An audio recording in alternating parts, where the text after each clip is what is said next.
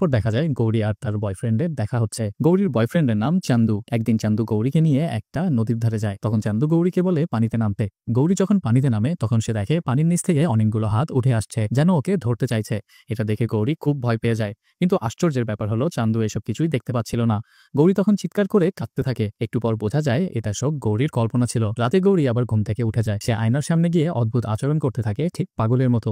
তখন তার পরিবার বুঝতে পারে মেয়ের অবস্থা ভালো না। তাই পরের দিন গৌরীর বাবা তাকে ডাক্তার দেখাতে নিয়ে যায়। কিন্তু সেই ডাক্তারটা সিরিয়াস না হয়ে শুধু নার্সের দিকেই তাকিয়ে থাকছিল। আর নার্সরাও ডাক্তারকে খুশি করার জন্য চেষ্টা করছিল। হাসপাতাল থেকে ফেরার পথে একটা সাধু গৌরীকে ভয় দেখায়।